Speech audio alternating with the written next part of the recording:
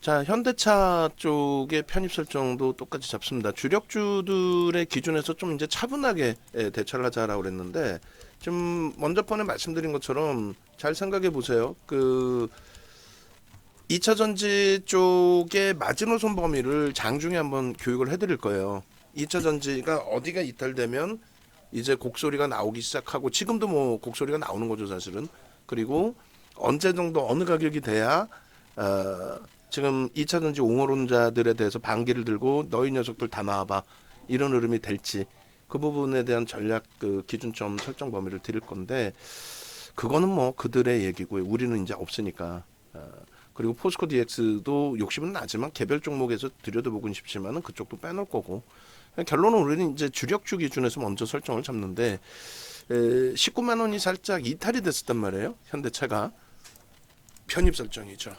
올해 영업이익 부분에 있어서 뭐 2030년, 2025년에 시장 점유율이 높아진다, 뭐 영업이익이 좋아진다, 이런 거는 그들의 논리고 2차 전지 쪽에 놀린 거고, 그 2017년도 또 그 이전 고 노무현 대통령 정부 때 다 당해 보셨잖아요. IT 거품 났을 때. 먼 훗날의 얘기는 주가에 그게 많이 반영돼 있다면 의미가 없는 거예요. 지금처럼 실적이 완벽한 흐름을 잡아주고 있고, 또 그 실적을 바탕으로 해서 움직임이 긍정적으로 형성돼 있는 그런 상황이다라고 한다면 그것이 제일 중요한 거죠. 실적 대비 저평가냐 아니냐, 그 흐름의 기준이. 결론적으로 현대차의 경우는 아시는 것처럼 지금 뭐 실적의 기준에서부터 해서 여러 가지 전부 다 감안을 했을 때 앞으로의 성장성까지도 2차 전지 얘기하면서 전기차를 만드는 완성차 업체를 부정한다라는 자체가 그건 말이 안 되죠. 전기차 옹호론자들 중에서 이제 현대차 그룹에서 중국산 뭐 저가 2차 전지를 쓴다, 이것에 대해서 굉장히 공격을 하는데, 뭐 그런 얘기 또 길게 해봐야 도움도 안 되고, 결론적으로 이제 뭐 현대차 자체 기준만 좀 들여다놓고 보면서 설명을 드려보도록 하겠습니다. 실질적으로는 지금 현대차 PPT 좀 주세요. 현대차의 지금 실적에 대한 전망의 부분들이 그렇게까지 긍정적이진 않아요, 사실은. 뭐 아시다시피 정점에 달했다라는 논의가 많은데, 그거는 이미 그 이전부터 나와 있던 논점인 거고, 그래서 주가에 반영이 됐느냐 이거죠. 주가에 매출액 보시고 영업이익 보시고 순이익 보시면 내년도에도 여전히 14조의 영업이익을 유지할 것이다. 올해 14조 8천억이지만은 다소 둔화된다 할지라도, 이 둔화된다는 관점이 뭡니까? 금리의 고공행진 속에서 부담스러운 흐름? 금리의 고공행진 속에서의 부담스러운 흐름? 그런 부분으로 해석을 해야 될까요? 어찌됐든. 결론적으로 우리는 전체 시장의 경기 동향, 그러니까 경기가 굉장히 긍정적일 것이다라는 기준 하나하고, 그리고 시장에서는 이제 좀 금리에 대한 부담 요인을 이야기하고 있지만, 뭐 제 입장에서는 아니다. 지금의 금리를 감내할 수 있는 수준이기 때문에 시장의 고점 돌파 행진은 지속돼 왔었다. 그것은 이제 경기가 막 체감 온도까지 좋은 정도의 흐름은 아니지만은 일단 인플레이션 효과, 화폐 가치 자체가 훼손이 됐는데 실적이 유지되고 또 더 상향되는 쪽의 기준에서는 어떻게 되겠어요? 당연하죠. 가치 평가 부분이 가만히 있어도 올라갈 수밖에 없죠. 예전에 뭐 새우깡, 제가 어렸을 때는 100원이었어요. 50원짜리 못 먹은 것 같아. 제가 어렸을 때 새우깡이 100원이었다라고 한다면 지금 새우깡이 1,000원 하나요? 그럼 농심의 시가총액이 10배 올라와 있어야 되는 건 당연하죠. 물론 이제 그 점유율에 따라서 또 달라지겠지만, 결론은 요 실적 부분을 여러분들이 보시고 그 점유율 또 실적 이런 부분이 유지되고 있느냐. 그러니까 자동차 그룹에 대해서는 사실 우리가 2007년부터 들여다봤단 말이에요. 지금 방 안에 계신 분들의 기준에서 2000년 초반부터 고객이신 분들도 계세요. 결론적으로 이 현대차의 경우 2007년도에 우리가 접근을 했을 때가 7만 원에서 9만 원 사이 그 정도로 기억을 하거든요. 그 이후에 이제 뭐 여러 가지 우여곡절이 있었습니다만 이 차와정 랠리 때 실질적인 수혜주로서 엔화가 강세를 띠다 보니까 그래서 실질적인 그 수혜주로서 국내 증시의 반등을 이끌어냈고 반등 정도가 아니라 랠리를 이끌어낸 거죠 사실상은. 그렇게 되고 그때 엔화 강세 때문에 미국 시장에서 이제 벌어들인 수익 부분들 그 수익 부분들을 바탕으로 해서 R&D 비용을 더 늘렸고 그렇게 되면서 뭐 동유럽 쪽이나 일본, 인도 쪽이나 이런 쪽에서 점유율이 매우 긍정적으로 형성이 됐었던 거죠. 그러한 부분들을 지금까지 오늘날의 기준까지 잘 이끌어주고 있다. 자 보시면은 만약에 엔화가 지금처럼의 약세 흐름이라면은 현대차는 무너져 있어야 돼요. 무너져야 되는 게 당연한 거죠. 근데 그렇지 않고 현대차의 기준은 글로벌 시장에서의 점유율도 올라가 있고 그리고 뭐 2000년부터 다 볼까요? 그냥 전부를 한번 설정을 해서 보여드릴까요? 2000년 너무 많아요. 2013년? 2003년에 기준 본격적인 512포인트 찍고 국내 증시가 랠리가 나왔던 그 시점부터 그러니까 뭐 알아야 본다죠. 알아야 본다. 이 기준점에서 놓고 보실 때 이제 거래대금의 중요성이 월봉이나 이런 부분을 놓고 보실 때 형성이 돼요. 자 이렇게 보시면은 여기서도 마찬가지 거래량이 줄죠. 기아를 교육시켜 드릴 때 거래량이 줄잖아요. 거래량 주는데 올라간단 말이에요.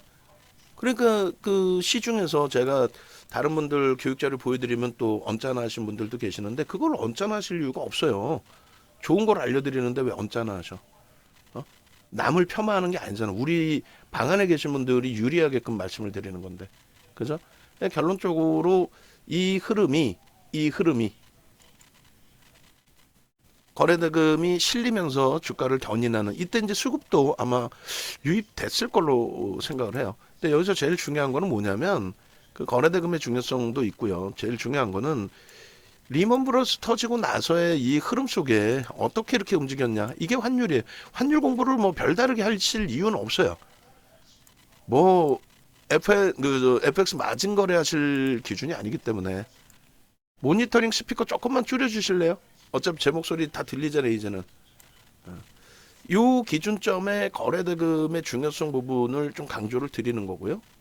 요 거래대금 기준, 그죠? 그리고 이때 그 차화정 랠리 때에 현대차는 7배인데 기아가 14배 올라왔어요. 기아가 14배. 대단한 거죠. 그리고 이때 엔화가 1달러에 150원 150엔 수준에서 70엔대까지 내려와요. 그러니까 무슨 얘기냐면은 1달러에 차 한 대를 팔았다고 치면 1달러에 차를 팔아. 그럼 150원을 돌려받았는데 그래서 그걸로 이제 인건비 주고 다 했는데 야, 이거는 엔화가 초강세를 띠다 보니까 엔화가 초강세 띠는 이유가 뭐예요? 깡패 집단인 미국이 야, 니들 좀 엔화 좀 강세로 가봐. 그래 우리가 좀 살 수 있을 것 같아. 농담이 아니라. 그래서 유로화나 파운드화 대비해서 달러 인덱스 포함된 화폐 중에 엔화 대비해서 엄청난 달러 약세를 띈 거죠. 엔화가 초강세. 그러다 보니까 뭐 엔화에 대해서 뭐라 그래요? 안전자산이다. 지금은 엔화가 안전자산이 아니에요? 그러니까 지금은 엔화가 이제 미국 정책이죠. 이것도 미국 정책에 의해서 나 강달러로 갈래 해버렸더니 유로화나 파운드화 절하율 대비 엔화가 그 2배 이상. 그렇게 되면서 엔화가 약세를 띈 겁니다. 그러니까 현대차의 기준은 토요타나 뭐 미츠비시나 뭐 닛산이나 뭐 혼다나 이런 쪽의 차 가격에 비슷하게 맞게끔 해서 이제 그 저가 공략으로 나갔었는데 가만히 앉아서 어부지리로 매출이나 이런 게 늘어난 거죠. 그 등치 큰 미국 친구들이 예? 아니 식료품을 먹고는 살아야 될 거 아니에요.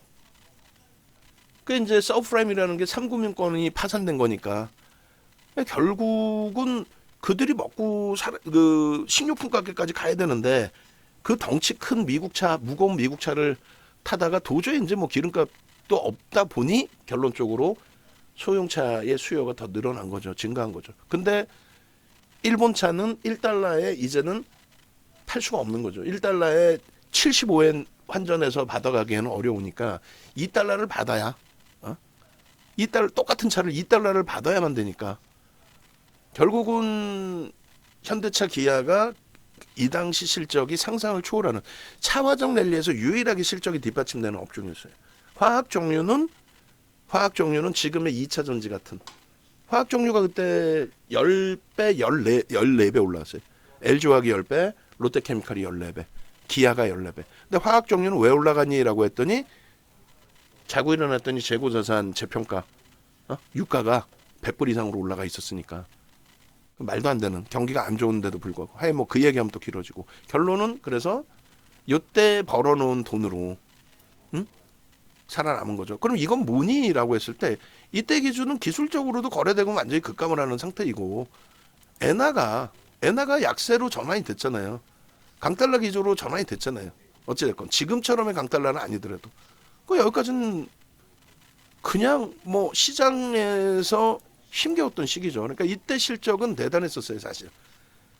실적은 주가 대비해서 실적은 근데 계속 점유율이 하향되고 부정적이고 막 어쩔 수 없었죠. 근데 지금의 경우는요. 그러면은 이때도 주가가 밀리면서 저평가 상태 됐는데 실적도 낮아진 거거든요. 근데 지금의 기준은 뭐냐면 주가가 밀리면서 실적이 낮아진 게 아니라 실적이 낮아지면서 실적보다 더 많이 미끄러져서 실적보다 더 많이 미끄러져서 저평가냐 이때는 그런 상태였단 말이에요. 그러니까 이럴 땐 안 쳐다본단 말이에요. 저평가고 나발이고 수급 자체가 안 들어오니까. 근데 지금의 기준은 실적 자체가 축소되면서 저평가가 아니라 실적이 어마어마하게 확장이 됐는데도 불구하고 그럼에도 불구하고 주가가 저평가 상태로 계속 진입돼 버린 거예요. 그러니까 다시 얘기해서 2020년도에 코로나19 때 사실 여기까지 미끄러져 있었거든요. 코로나19 때 요 바닥이 여기입니다. 이때는 일시적인 현상이라고 치고 사실 뭐 이 바닥 대비해서 뭐 7만 원이라고 친다면 지금 올라온 폭이 적지 않다라는 해석을 할 수 있겠습니다만 어찌됐든 결론적으로 요 바닥에서의 기준을 잡을 수 있지만 이때는 모든 종목이 좀 과하게 움직였던 기준이 되고요. 그럼 실질적으로는 14만 원 정도, 15만 원 정도 기준? 이때 2020년도에 영업이익이 지금 다 올려나 모르겠는데 2020년도 영업 나오네요. 2조 4천억이었어요. 2조 4천억. 지금 5배가 넘죠. 6배 가까이 된단 말이에요. 2조 4천억. 영업이익이. 순이익이 1조 9천억, 2조라고 치고. 그럼 지금 6배 올라왔거든요. 실적이 6배 올라왔는데 주가가 개뿔 막말로 저 밑에 7만 원으로 따져도 6배 올라왔나요? 그러니까 얘는 안 되고 2차 전지 아직 검증이 덜 돼 있는 상태에서 2차 전지는 무조건 날아갈 수 있다. 연말에 뭐 공매도 물량 상환 들어올 수 있다. 현대차가 공매도 물량이 없는 게 아니에요. 현대차도 공매도 물량이 있죠.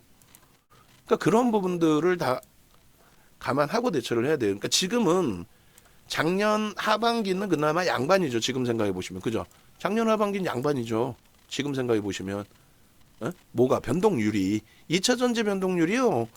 에코프로 작년 하반기에 100%뿐이 안 움직였어요. LG에너지솔루션이 80% 움직였고 그리고 올해 들어서 2차 전지가 에코프로만 그렇게 미친 듯이 솔직히 올라간 거고 나머지 포스코홀딩스나 포스코퓨처엠은 그렇게까지는 아니에요. 결론적으로 2020년도 기준에 LG화학, LG에너지솔루션은 없었죠. LG화학, 삼성 SDI, SK이노베이션 정도 수준뿐이 안 돼요, 사실은. 올해 들어서 움직인 게 에코프로 BM 빼고 나면은. 그러니까 뭐 그들하고 꼭 비교를 떠나서 그들의 그 변동률을 에코프로의 변동률을 지금까지 기준에서 너무 계속 꿈을 꾸듯이 나 그런 변동률에 그런 수익을 낼래 해버리시면 안 된다는 그 말씀을 드리는 거죠. 지금부터는 주력주의 기준에 완벽하게 계좌 수익을 잡아낼 수 있는 쪽의 기준에서부터 계좌 수익을 잡아낼 수 있는 기준에서부터 거기서부터 스타트를 잡아서 들여다보고 대처하는 것이 옳다. 지금 사실상 시장 지수가 2.4까지 밀려 있어요. 그럼 어느 곳에서 밀리는 거예요? 2차 전지 쪽에서 많이 밀립니다. 2차 전지 조금 이따 다시 볼 거예요. 우리 시가총액 상위 종목에 2차 전지가 있잖아요. 2차 전지가 포스코 홀딩스, 포스코 퓨처엠이 2차 전지고 거기에 삼성 SDI가 이건 뭐 전쟁 난 것도 아닌데 장중에 뭐 5%까지 거기에 LG에너지 솔루션이 그나마 LG화학이 방어를 주는 거예요. LG화학 상황에 따라서 편입 설정 범위까지 가지고 갈 겁니다. 그러니까 현대차는 결론이 뭐예요? 현대차는 월봉을 그렇게 멀리 보여드린 이유가 그 당시에 그 실적 대비 다시 월봉 보실까요? 그 당시에 그 실적 대비해서 상상을 초월하는 사상 최대치 실적을 계속 잡아주고 있는데 2012년도 고점을 찍을 때 그 흐름이 이게 말 그대로 이 고점이 말 그대로 거품이었냐라고 했을 때 차화정의 다른 화학 정류하고는 다르다는 거죠. 그때 랩 상품의 엄청난 변동성의 확장.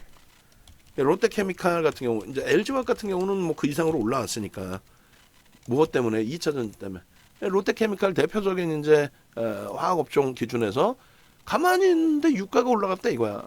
달러가 약세였기 때문에 올라간 거죠. 중동 친구들이 바보입니까? 결제 통화가 달러인데 1달러 가지고 빵 하나 사 먹다가 1달러 가지고 혼다 차 한 대 샀는데 1달러 가지고 이제 도저히 못 사. 2달러 내야 사. 그럼 어떻게 할 거야? 유가 부분 120불에다 그냥 걸어 놓은 거 아니에요. 그 이하에 안 팔아 안 하고. 결론적으로 롯데케미칼이 저게 13배 올라온 거예요. 13배, 14배. 응? 그 거품이 깨지고 난 다음에 그 이후의 흐름에서는 얘는 실적이 안 나오는데 올라갔던 거잖아요. 그러니까 저 고통을 뭐 2차 전지도 똑같아질 수밖에 없는 거고 저 고통을 실적이 안 나오는 종목에서의 프리미엄이 붙었던 기준에서는 저렇게 어쩔 수 없이 받아들여야 되는 기준이 있는 거고 지금의 기준에서 현대차의 기준은 다르다는 거예요. 여러분들이 눈으로 보신 가시적인 그 실적 가시적인 그 실적의 기준에 영업이익 부분에 있어서 사상 최대치 뭐 예를 들어서 2021년도에 사상 최대치는 아니겠군요. 1조 5천억의 영업이익이 지금 어떻게 되죠? 완전히 무너져 있죠. 그러다 보니 주가가 바닥인 거고. 결론적으로 뭐 10번 얘기해서 뭐 하겠습니까? 19만 원 돌파 이후에 눌림폭의 흐름에 좀 아쉬운 부분도 있고 어려운 부분도 있습니다만 일단은 전체적인 흐름 자체를 시장의 흐름 자체를 놓고 보실 때 올해 어찌됐건 13% 지금 뭐 시장이 원체 무너져 있으니까 11% 수준 뭐 어쨌건 그 정도의 수준의 상승이 형성돼 있었다. 뒤돌아서면 그러잖아요. 뭐 시장이 막말로 개떡 같아요. 힘들어요. 어려워요. 뭐 무서워요. 다 팔고 쉬어야 됩니까? 거짓말하지 마세요. 작년 1년 내내 빠졌어. 올해 1년 내내 올랐어. 그것도 미국이나 유럽이나 일본 대비 덜 올랐어요. 그러면 지금의 기준에서 얼마나 행복한 겁니까? 이 엄청난 기회. 그래 안 그래요? 엄청난 행복함이죠. 그 부분들을 명확하게 기억을 하시고 차분하게 이제는 진짜 윤정도 말 맞다나 정상적인 범위에서의 그 전략을 꾸려야겠다. 그리고 나서 그 이후에 재차 기회가 생기면 변동성 매매 기준도 가져가면 되겠다. 이렇게 설정 범위를 잡습니다. 지금 뭐 우리 쪽 변동성 종목도 굉장히 지금 크게 두들겨 맞고 있는데 2차 전지 문제뿐만이 아니에요. 우리도 지금 뭐 변동성 매매 그나마 가지고 있는 또 계좌에 넣어놓은 레인보우 로보틱스도 굉장히 지금 버거운 상태이긴 합니다만 일단은 그래서 현대차 부분이 오래간만에 19만 원 돌려놨고 20만 원 향해서 충분히 갈 수 있죠. 왜요? 아니 지수 자체 그냥 이대로 끝난다고 설정하실 거예요? 2,400포인트 초반에 내려와 있는데 이걸로 끝났다고 생각하실 거예요? 다른데 다 보세요. 이제 오늘 어? 더 조정을 받네. 뭐 2200까지 내려오고 지지를 받네. 뭐 2300 지지를 받네. 혹은 또 2000 깨지는 그 정신 나간 친구들 많을 거예요. 우리나라만 왜 깨져야 되냐고. 우리나라만 왜 깨져야 돼요. 그 이유를 한번 얘기를 해보라 그러죠. 그 친구들한테.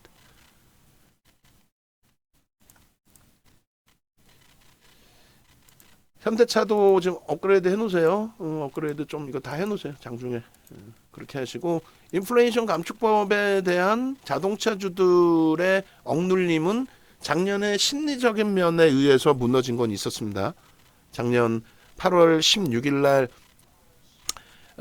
IRA 발효되고 그러니까 발표되고 그리고 나서 9월 달부터 해서 말도 안 되게 그 심리가 참 이상한 심리가 형성이 됐었죠. 말도 안 되게 이제 무너져 내린 그 흐름이 있었는데 결론적으로 이제 그 공장 건설이 3개월 이상 뭐 앞당겨진 부분도 뭐 긍정적이지만은 원래부터가 부정적이지 않았다는 거예요. 사실은 정치권에서 이제 왜 바이든 대통령이 한국에 와서 기아차 정의선 회장의 어깨를 툭툭 치고 갈 정도로 아예 뭐 미국에 투자해서 고마워 해놓고 뒤통수 치냐 했는데 아니라고. 예? 그 당시 기준에 그 IRA를 통해서 지원금을 삭제한 업체들 대부분 다 삭제당했죠. 대부분 다 삭제당했어요. 그 닛산 자동차 한두 대 정도, 그다음에 폭스바겐 자동차 한두 개 정도만 마저 혜택을 받았고, 그래서 미국 정부에서 중간 선거 끝나자마자 내놓은 게 뭐라고요? 끝나자마자 내놓은 게 그 상업용 차량에 대해서는 세제 혜택을 준다. 리스. 그렇게 해서 현대차 그룹도 전기차 관련해서도 그렇고 그 비율을 굉장히 높였죠. 그러니까 지금 다시 들여다보면은 거짓말인 것 같은데 윤정도 말 못 믿겠어. 다른 친구들이 더 방송 활동이 원활해. 그들의 얘기가 맞는 것 같아. 그렇게 해서 그쪽 귀가 쏠깃하시다가도 결론은 어떻게 돼요? 결론은 다시 돌아오시죠. 아 이제 보니까 또 윤정도 말이 맞는 것 같아. 뭐 이런 식으로. 무슨 얘기냐면은 IRA에 대해서 정확하게 그때 당시에는 흥분해가지고 안 들으신단 말이에요. 제가 아무리 얘기를 해도. IRA가 다른 게 아니란 말이에요. 미국의 민주당의 정책을 응집시켜 놓은 거. 공화당의 정책하고 민주당의 정책하고 다르잖아요. 그 부분을 응집시켜 놓은 거. 그래서 27일 날 야간 방송에 제가 2차 전지 뭐 특별 방송합니다 해가지고 말씀을 드렸었는데 정책 기준에서 이거에 제가 한번 이건 더 수정을 해야 되겠습니다만 기대업종 기준에서 일부를 수정해 놓은 거예요. 전기차, 2차 전지, 신재생 에너지, IT 바이오. 공화당은 방산, 전통에너지, 전통제약, 소비재 뭐 이런 일반적인 기업. 이게 정책이 완전히 달라요. 그것을 강화한 게 IRA이고 그 IRA가 왜 중간 선거 때 튀어나오냐 이거지.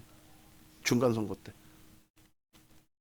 중간 선거를 이겨야 되니까 농담이 아니라. 그 이기고 난 다음엔 지금도 IRA는 이야기하고 있지만 그 당시에 공포감 갖고 막말로 폐배터리 뜯어가지고 쓸 정도로 그 정도까지는 아니라는 거죠. 어찌됐든 현대차에 있어서의 그 IRA 부분 뭐 부정적이지 않다. 그냥 이슈일 뿐이다. 거기에 너무 많이 두들겨 맞아서 오히려 20만 원 미만에서 또 살 기회가 생긴 거고 또 완공을 앞당기고 있다고 하니 제 의견이 틀렸다고 할지라도 그러한 부분에서 또 충분하게 해석해서 들여다보실 수 있다. 그 말씀 드리는 거예요. 그리고 지금 매집의 규모 자체가 상당합니다. 올해 그 4월 말까지는 현대차가 기아와 함께 매집의 순매수 금액의 1위였어요. 그런데 5월부터 하이닉스가 엔비디아와 마찬가지로 초강력한 매수가 들어오면서 엔비디아가 그러면서 이제 결론적으로 하이닉스가 외국기관 쌍끌이 매수 1위에 올라온 거고요. 그리고 삼성전자의 기준도 마찬가지예요. 삼성전자의 기준도 기간이 일부 0.3% 정도 매도가 있어요. 그렇다 보니까 삼성전자 같은 경우에 그 쌍끌이 매수 순위에 안 들어가 있습니다만 실질적으로는 외국인들이 한 4% 가까이 매수를 했어요. 장내 순매수를 올해. 그리고 현대차 같은 경우 하이닉스 여기 나오죠. 이제 7월 말까지 기준에서 7월 말까지 현대차가 있었는데 현대차가 급격히 매도를 했느냐 그게 아니라 기관들 얼마 안 되는 기관들 맨 오른쪽 보시면 얼마 안 되는 기관들이 0.3% 정도 매도 우위로 그리고 외국인은 950만 주 그러니까 2억 1,100만 주짜리 업체거든요. 950만 주 그러니까 대략 5% 가까이 매수가 들어오면서의 흐름으로 진행이 된 겁니다. 결론적으로 이 정도의 우리나라에서 가장 많이 매집한 게 결론은 누구다? 결론은